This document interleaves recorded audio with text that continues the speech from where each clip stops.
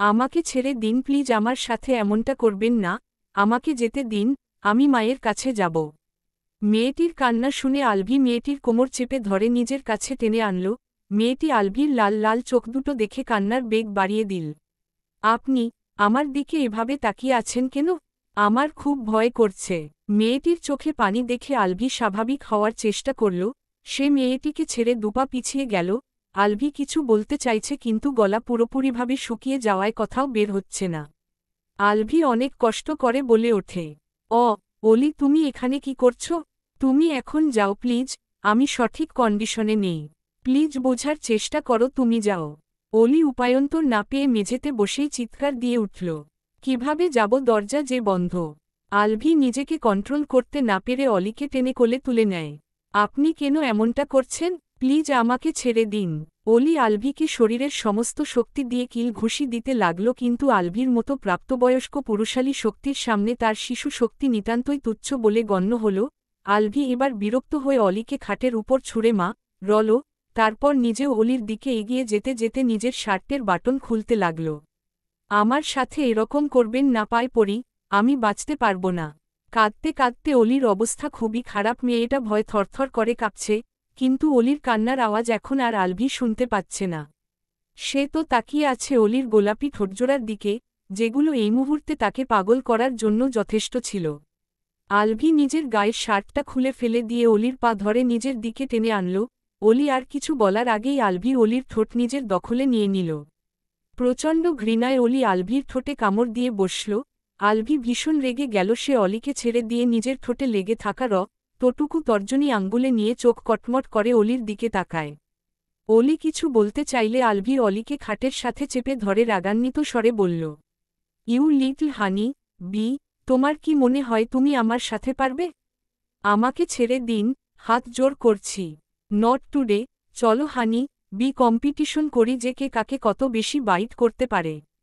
বলেই একটা শয়তানি হাসি দিয়ে আলভি অলির উপর ঝাঁপিয়ে পড়ে। আলভির এলোমেলো স্পর্শে ছোট্ট অলি ক্ষণে ক্ষণে চিৎকার দিয়ে উঠছিল। কিন্তু বাইরের সাউন্ড বক্সের শব্দে অলির সেই চিৎকারগুলো পুরোপুরিভাবে ধামাচাপা পড়ে যাচ্ছে। এভাবে চিৎকার করতে করতে এক পর্যায়ে অলি জ্ঞান হারিয়ে ফেলে।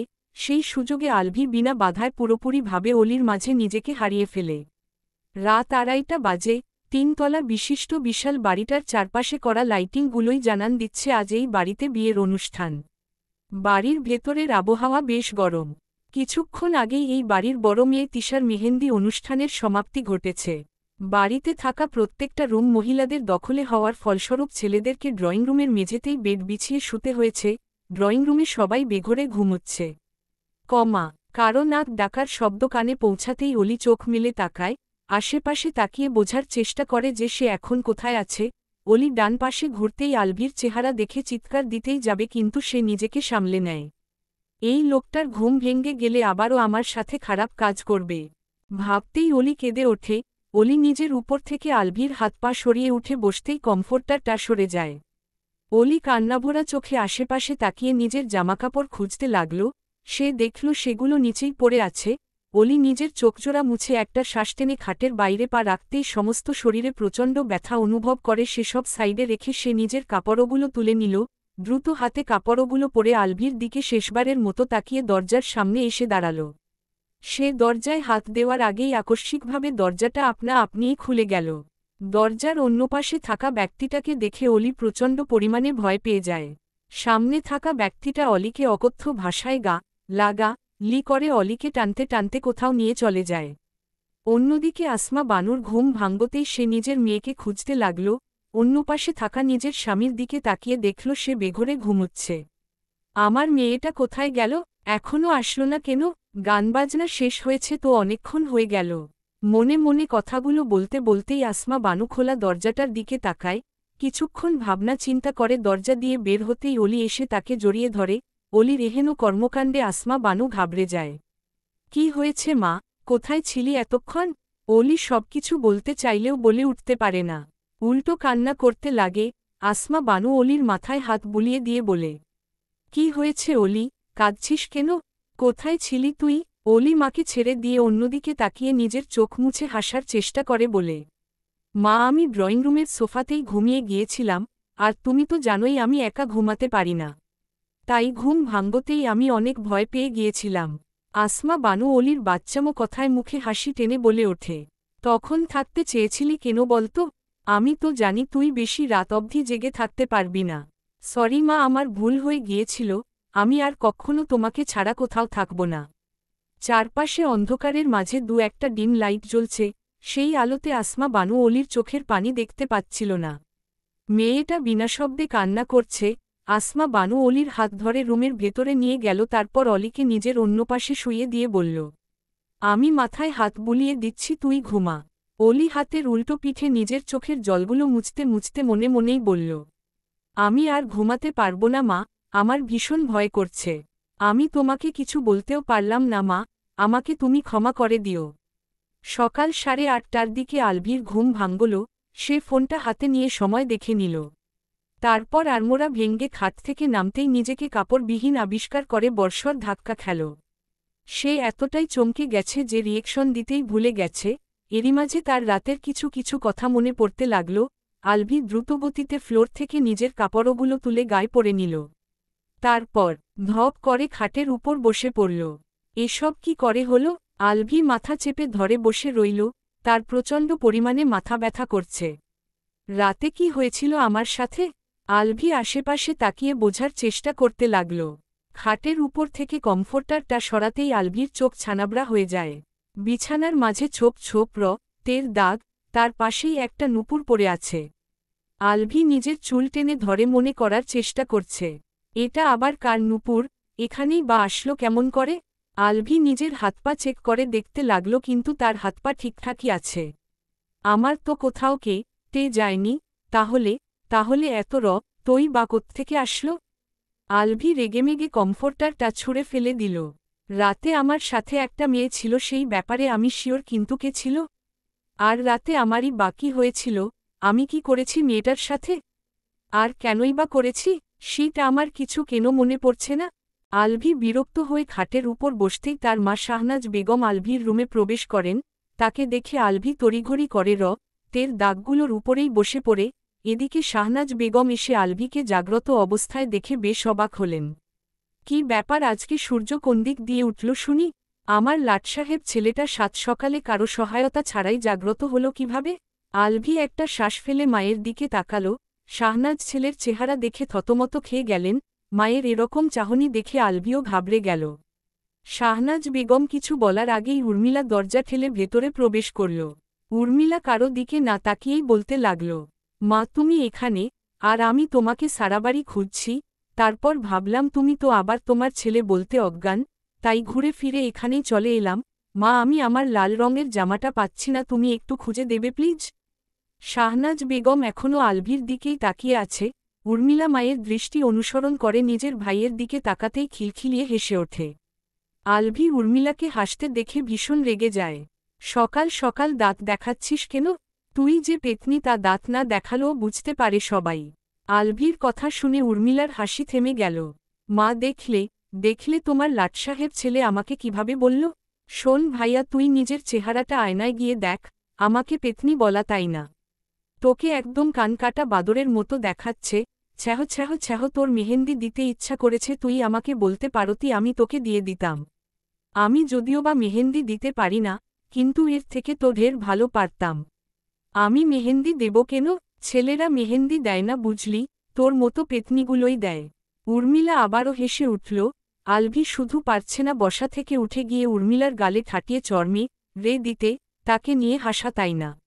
বের হয় এই রুম থেকে, নইলে তোর দাঁত আমি ভেঙ্গে ফেলব। তুই চাইছিস তোর চেহারার এই অবস্থা দেখেও আমি চুপ করে থাকব? নো ভাইয়া। আচ্ছা ওয়েট 1 মিনিট, তোর লজ্জা করল না এভাবে সারামুখে মেহেন্দি মেখে বসে থাকতে?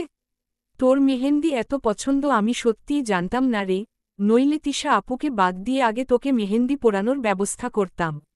আলভি উর্মিলার কথা শুনে তবদা খেয়ে গেল, কিন্তু সে বসা থেকে উঠতে পারছে না। মা তোমার মেয়েকে নিয়ে যাও তো, নইলে আমি কিন্তু ওর মাথার সব চুল টেনে ছিঁড়ে ফেলব। আমার সাথে মশকরা করা। মা তোমার মেয়েকে নিয়ে যাও তো, নইলে আমি কিন্তু ওর মাথার সব চুল টেনে ছিঁড়ে ফেলব। আমার সাথে মশকরা করা। উর্মিলা কিছু বলতে যাবে তার আগেই শাহনাজ বেগম উর্মিলাকে থামিয়ে দেয়। একদম চুপ, যায় এখান থেকে। শাহনাজ বেগমের ধমক খেয়ে উর্মিলা হাসতে হাসতেই রুম থেকে বেরিয়ে গেল। শাহনাজ বেগম দরজা পর্যন্ত এসে ফের আলভির দিকে তাকিয়ে বললেন, চেহারার এই অবস্থা নিয়ে নিচে আসিস না। আমি তো আর উর্মিলার মতো করে বাকি সবাইকে ধমক দিয়ে চুপ করাতে পারব না। ভালো করে মুখ ধুয়ে তারপর রুম থেকে বের হোস। শাহনাজ বেগম রুম থেকে বের হতেই আলভি দ্রুতপা এগিয়ে গিয়ে দরজা লক করে দিল। তারপর সময় নষ্ট না করে ড্রেসিং টেবিলের সামনে দাঁড়াতেই তার চোখজোড়া কপালে উঠে গেল। তার ডান গালে মেহেন্দির রং লেগে আছে, উজ্জ্বল ফর্সা চেহারায় লাল রং একদম ফুটে রয়েছে। আলভি এক হাতে নিজের গাল স্পর্শ করে নিজেই নিজেকে জিজ্ঞেস করল, আমার ডান গালে মেহেন্দি লাগলো কিভাবে? তার মানে যেই মেয়েটা রাতে এই রুমে ছিল তার হাতে মেহেন্দি ছিল? আমি কি করেছি মেয়েটার সাথে? ভাবতেই আলভির গলা শুকিয়ে এলো। আমি কি করে একটা অপরিচিত মেয়ের সাথে কিছু করতে পারি? ওয়েট, রিফাত গেল কোথায়? আমার মনে আছে ওর দেওয়া ড্রিঙ্কসটা খাওয়ার পরেই আমার মাথা ঘোরাচ্ছিল, তারপর থেকেই আমার আর কিচ্ছু মনে পড়ছে না। ওহ গড, ও আমার বন্ধু হয়ে আমার সাথে এরকমটা করতে পারল? আলভি ঘুরে এসে প্রথমে বেডশিট তুলে নিল, তারপর লাগেজ থেকে কাপড় নিয়ে ওয়াশরুমে চলে গেল। আসমা বানু ঘুম থেকে উঠে পাশে অলিকে না দেখতে পেয়ে পুরো রুমে চোখ বুলালেন, কিন্তু অলি রুমে নেই। অন্য পাশে ফিরে নিজের স্বামীকে খুঁজলেন, কিন্তু তাকেও পেলেন না। আসমা বানু ঘড়ির দিকে তাকিয়ে চমকে গেলেন, আজকে সে এত বেলা পর্যন্ত ঘুমিয়েছে? আসমা বানু দ্রুত বিছানা ত্যাগ করলেন। অলির শরীর ভালো নেই, সারা শরীর ব্যথায় জর্জরিত। অলি ড্রয়িং রুমের এক কোণায় থাকা চেয়ারের উপর বসে ছিল। তখনই তার খালাতো বোন ঈশা উর্মিলাকে নিয়ে অলির দিকে এগিয়ে গেল। ঈশা হচ্ছে তিশার বোন আর উর্মিলা হচ্ছে ঈশা আর তিশার ফুপাতো বোন। যার মানে আলভি তার মামাতো বোন তিশার বিয়ে উপলক্ষে মামার বাড়িতে এসেছে। ঈশা অলির গোমরা ফ্যাকাশে মুখটা দেখে একটু বিচলিত হল। অলি মেয়েটা সব সময়ই হাসিখুশি থাকে, এক স্থানে এভাবে চুপচাপ বসে থাকার মতো মেয়েই না। ঈশার চাহনি দেখে অলি নিজের গায়ে প্যাঁচানো ওড়নাটা আরেকটু জড়িয়ে নিল। কিরে অলি, তুই এভাবে চুপচাপ বসে আছিস কেন? শরীর খারাপ লাগছে নাকি? অলি জিভ দিয়ে নিজের ক্ষতবিক্ষত ঠোঁটজোড়া ভিজিয়ে বলল, এমনি আপু, ভালো লাগছে না কিছু, সেই জন্যই বসে আছি। উর্মিলা অলির ঠোঁটের ক্ষতগুলো লক্ষ্য করে বলল, অলি তোমার ঠোঁটে কি হয়েছে? উর্মিলার কথা শুনে ঈশা অলির ঠোঁটের দিকে তাকাতেই অলি নিজের ঠোঁট আড়াল করে ফেলে। ঈশা চিন্তিত কণ্ঠে বলে, কি হয়েছে দেখি? অলি এদিক সেদিকে তাকিয়ে বলে, আমি ওয়াশরুমে থাকা কলের সাথে ধাক্কা খেয়েছিলাম, তাই কেটে গেছে। তুমি চিন্তা করো না আপু। ঈশা আরও কিছু বলতে যাবে তার আগেই পেছনে থেকে তার চাচাতো বোন সামিরা তাকে ডাক দেয়, তোরা এখানে দাঁড়িয়ে আছিস? তোদেরকে তিশার গায়ে হলুদের গহনা বানানোর জন্য ফুল আনতে পাঠিয়েছিলাম। ঈশা মিনমিনিয়ে বলল, সরি আপু, আমরা যাচ্ছি। ঈশা চট করেই অলির হাত ধরল, চল অলি, তুইও আয়। অলি না বলতে চাইলেও পারল না, তাদের সাথে বাগানে চলে গেল। পুরো 1 ঘণ্টা ধরে শাওয়ার নেওয়ার পর আলভি ওয়াশরুম থেকে বের হল।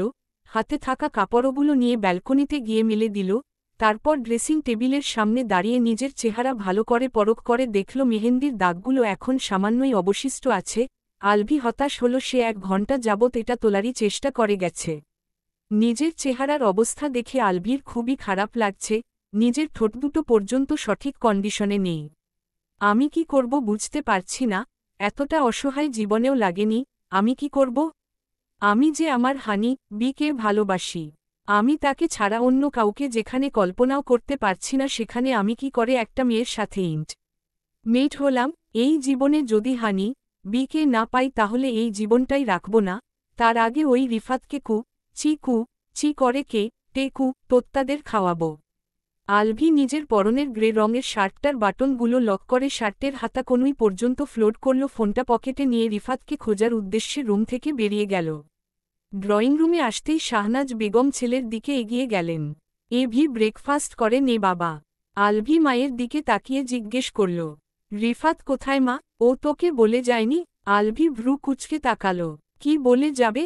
শাহনাজ বেগম ডাইনিং রুমের দিকে যেতে যেতে বললেন, ও তো রাত 1:30 নাগাতি শহরে ফিরে গেছে, বলল ওর নাকি কি একটা গুরুত্বপূর্ণ কাজ পড়ে গেছে, সেই জন্যই তো ছেলেটা ওভাবে তড়িঘড়ি করে চলে গেল।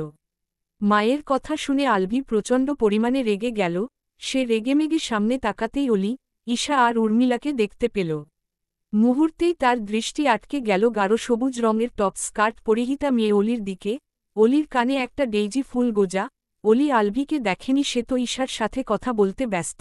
কিন্তু যখনই অলি আর আলভির দৃষ্টি মিলিত হল তখনই অলির হাত থেকে ফুলের ঝুড়িটা নিচে পড়ে গেল। অলি না চাইতেও কাঁপতে শুরু করল। ঈশা বলে উঠল, এটা তুই কি করলি অলি, ফুলগুলো ফেলে দিলি? অলি মুখে কিছু না বলে ঈশার পেছনে লুকাতে লাগল। অলির এহেন কর্মকাণ্ডে ঈশা, উর্মিলা আর আলভি তিনজনই অবাক হয়ে গেল। ঈশা অলির হাত টেনে ধরে অলিকে সামনে এনে বলল, অলি ভয় পাচ্ছিস কেন? কালকেই না ভি ভাইয়ার সাথে আপু পরিচয় করিয়ে দিল। উর্মিলা হাসতে হাসতেই বলল, আমি শিওর যে অলি তারপরেও ভাইয়াকে দেখেই ভয় পাচ্ছে। উর্মিলার কথা শুনে আলভি চমকে তাকাল। আমি কি বাঘ না ভাল্লুক যে আমাকে দেখে ভয় পাবে? আশ্চর্য। উর্মিলা হাসির গতি বাড়িয়ে দিয়ে বলল, ভাইয়া তুই মুখটাকে এরকম করে রাখিস যে কেউই তোকে দেখে ভয় পেয়ে যাবে, একটু হাসতেও তো পারিস নাকি? শুধু শুধু মেয়েটাকে ভয় দেখাচ্ছিস কেন? আলভি এবার অলির দিকে এগিয়ে গেল, ঈশার উদ্দেশ্যে বলল, দেখি শর্ত। ঈশা সরতে চাইলে অলি ঈশার পরনের ওড়না টেনে ধরে। অলির রিয়েকশন দেখে আলভি এবার পুরোপুরি ভাবে শিওর হল যে অলি তাকে দেখেই ভয় পাচ্ছে। ভয় মেয়েটার চেহারা রক্তিম বর্ণ ধারণ করেছে, সেই সাথে চোখ দুটোতেও অশ্রুকণা জমেছে। আলভি অসহায় চোখে অলির দিকে তাকাল।